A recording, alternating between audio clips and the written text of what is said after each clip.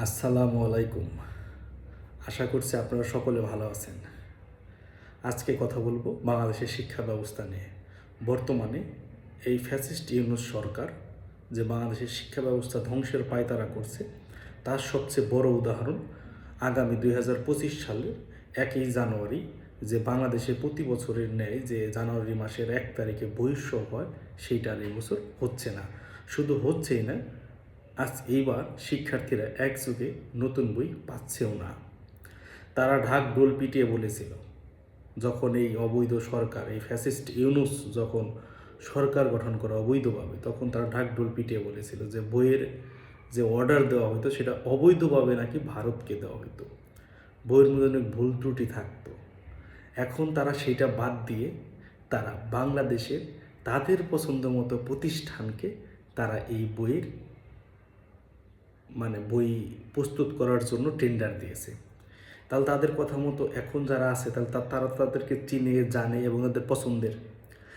এখন গতকালকের যে ব্যাপার, সেইটা শিক্ষা উপদেষ্টা সহ এবং তার সচিব সহ বলতেছে যে এখন ওই কয়েকদিন আগে, 2-3 দিন আগে 10,000 বই জব্দ করছে।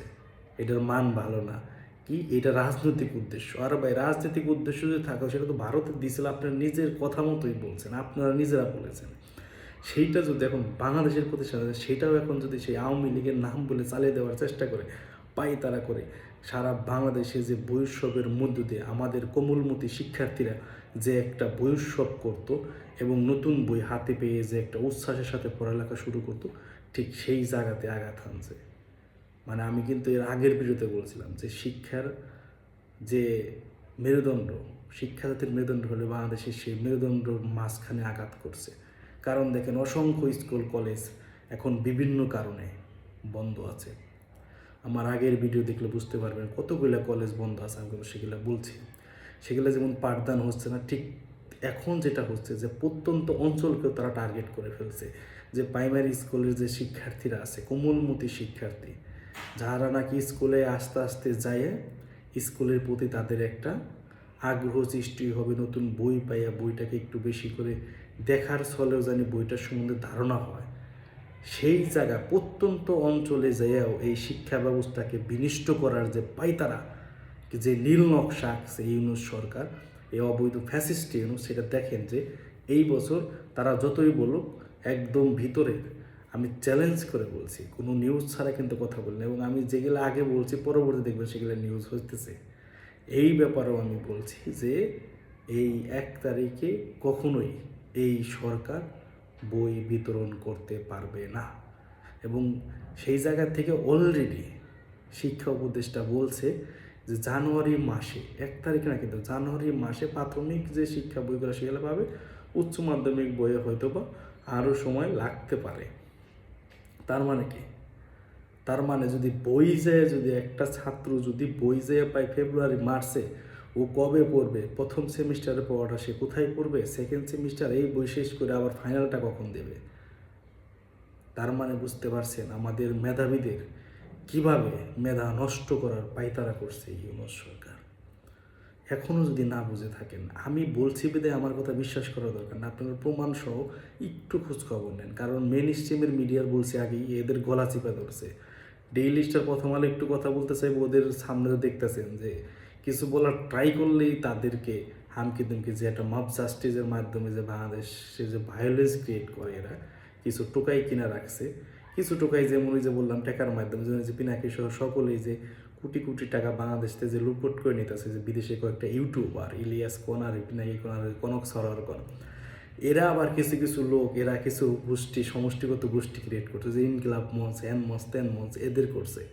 এবং এই যে সমন্বয়ক, এরা দেখেন, এরা জানে যদি শিক্ষার দিকে ধাবিত হয়, তাহলে তো আর এদের যে মব জাস্টিসের মাধ্যমে যে বাংলাদেশে অস্তিত্বশীলতা, সেইখানে তার ছাত্রছাত্রী পাবে না। তারা তো বই পড়ার টেবিলে চলে যাবে, তারা তো পড়াশোনা করবে, তারা তো জ্ঞান অর্জন করবে। তাহলে এদের পেটাও বাহিনী হিসাবে কে কাজ করবে?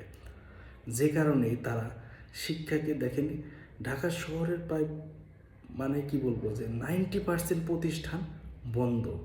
এখন এরা কি, এরা হাসনা সার্জিস এদেরকে, সবাই তো আর না, কিছু কিছু যারা সচেতন পরিবার আছে তারা তো আর তাদের ছেলে মেয়েকে এখন দিচ্ছে না, এবং বাংলাদেশের এই বর্তমানে প্রায় 80% মানুষ বুঝে গেছে এই বাটপারদের বাটপারি, যে কারণে এখন কিন্তু আর পরিবারগুলোর থেকে এবং ছেলেমেয়েরাও কিন্তু আর কিন্তু মাঠে যাচ্ছে না। তারপরও যেহেতু যাচ্ছে না, সেইটাকে স্কুল কলেজ বন্ধ করে দিয়ে তারা জানি টোকাইকে দিয়ে জানি ছাত্র চালায়। যেমন যে একটা মেয়ে দেখেন না 15ই আগস্টে কীভাবে যায় এই যে নাচ পেশ করলো, দেখছেন না, এটা নর্তকী। ও তো কি বলবো, যেহেতু এটা ওই যে দেখবেন ওর এক এক সময় ওর প্রত্যেকটা প্রমাণ আছে, এই কয়েকদিনের মধ্যে ভিডিও আসবে যে ও কয়টা কলেজের আইডি কার্ড ইউজ করছে, কোন কলেজে পড়ে কেউ জানা আজ পর্যন্ত। একটা ফালতু লম্পট নর্তকী। এইসব প্রত্যেকেরই কি বলবো, কথা বলতে যেহেতু শেষ হচ্ছে না, কিন্তু এখন যে ব্যাপারে কথা বলতে হচ্ছে সেটা হলো শিক্ষা ব্যবস্থা। এটা হলো আমাদের আলোর বর্তিকা। এই আলোর বর্তিকা আলোকিত হবে বাংলাদেশ। সেই বাংলাদেশের আলোর বর্তিকাকে যদি এখনই নিভিয়ে দেওয়া হয়, তাহলে ভবিষ্যতে বাংলাদেশ কাদের দ্বারা আলোকিত হবে? যে কারণে আমি সচেতন এবং বাংলাদেশের সকল মানুষকে উদারত আহ্বান করব, আপনারা এখনই সচেতন হন। এই তো ডিসেম্বরের আজকে তো 3 তারিখ, আমি কথা বলছি আজকে থেকে। আমি তো চ্যালেঞ্জ করলাম প্রায় আগামী মাসের 1 তারিখ পর্যন্ত আরও 25-27 দিনের মতো সময় আছে। আপনি 27-28 দিনে আপনি সরকারের কাছে প্রশ্ন করেন, আপনি এদের কর্মকাণ্ড দেখেন। এরা যতই বাহানা দিক, আমি বলছি এরা বই দিতে পারবে না। কারণ এরা যাদের কাছ থেকে টেন্ডার নিয়ে দিয়েছে বাংলাদেশে, তাদের কাছ থেকে সার্জিস হাসনাত সহ টেন্ডার বাণিজ্য করে দিয়েছে, যে কারণে তারা এখন বইয়ের মান ঠিক রাখতে পারছে না। বই ছাপাইতে যে তারা হিমশিম খাচ্ছে, এবং আর মাত্র 1 মাস বাকি, এখনও বই ছাপানি হয় নাই। কবে এটা বাইন্ডিং হবে এবং কবে এগুলা ভুল আছে কিনা, এগুলা কখন এরা রিভিশন দেবে?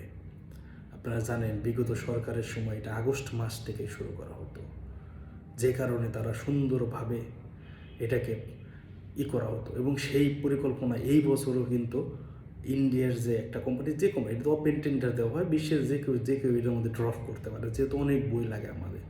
সেইখান থেকে যেহেতু মানে ভালো, টাকাই কমের থেকে ইন্ডিয়া একটা কোম্পানি দিছে টেন্ডার, ওপেন টেন্ডার, তা কেউ করে নাই। সেই জায়গাতে এরা বলছে টেন্ডারবাজি করে ইন্ডিয়াকে পাওয়িয়ে দিছে। ঠিক আছে, ইন্ডিয়াকে পাওয়িয়ে দিছে, এখন তো তোমরা পাওয়িয়ে দিছো তো যাকে, সেই ব্যক্তি এখন বলতেছে জমুক জায়গায় 10,000 কপি জব্দ, রাজনৈতিক। এখন তাল বাহানা করতেছে কেন? বাংলাদেশের মানুষের মাথার ব্রেন তো এতটা খারাপ না যে বইলা যাইব। প্রথমে যা বলছেন আপনারা, সেই কথাগুলোই তো এখন সামনে আসতেছে। আপনারা যদি 1 তারিখে বই না দেন, জানুয়ারি মাসে যদি পত্রিকা পারবেন তো নাই, আমি বলেই দিলাম। ফেব্রুয়ারি মার্চে যে দিতে পারেন কিনা সন্দেহ আছে, মাধ্যমিকের যেগুলো উচ্চ মাধ্যমিক হাই স্কুলের যে বইগুলো। যে কারণে এরা যে একটাই করতেছে, এখানে বাইরে কিছু বই ছাপে জানি, সেই পোলাপান অনেকেই আছে যারা একটু সচ্ছল পরিবার, তারা দেখবো আমার ছেলে মেয়ের পড়াশোনা তো নষ্ট করা যাবে না, তারা বই কিনতে চাইব, এটাও একটা ব্যবসার পাই তারা। যে কারণে আমি আপনাদের আহ্বান করব, এই ইউনূস সরকারের চালাক এবং এই বাটপার ধান্দাবাজদের যদি ধান্দা আমি এখনও বুঝতে না পারে, দেখেন বাংলাদেশের শিক্ষা ব্যবস্থা এমনি একদম এই জাস্ট 4 মাসে তারা খাদের কিনারায় নিয়ে গেছে।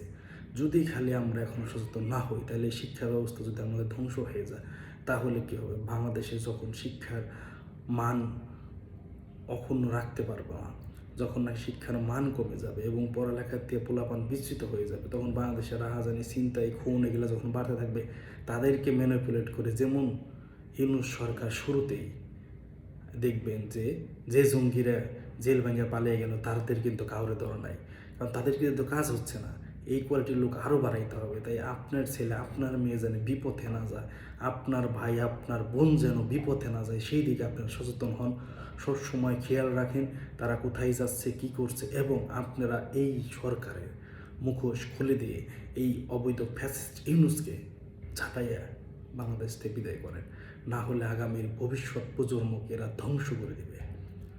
যাই হোক, আশা করছি আপনারা সকলেই বুঝতে পারছেন এবং এই প্রত্যেকটা কথা সত্য। আমি চ্যালেঞ্জ করে বললাম এই প্রত্যেকটা কথা সত্য, এবং তার প্রমাণ আপনারা আস্তে আস্তে পাবেন।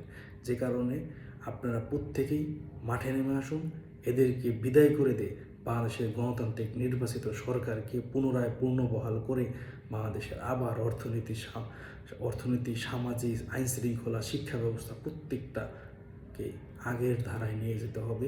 বাংলাদেশকে একটা স্থিতিশীল বাংলাদেশ করে ভবিষ্যৎ প্রজন্মের জন্য একটা সুন্দর, শস্য শ্যামল, সোনার বাংলাদেশ, যে জাতির পিতার স্বপ্ন ছিল, সেই সোনার বাংলাদেশ আমরা গর্ব ইনশাল্লাহ আপনারা আমরা সকলে মিলে, এই আশাবাদ করে আজকের কথা এখানেই শেষ করছি। আসসালামু আলাইকুম। জয় বাংলা, জয় বঙ্গবন্ধু।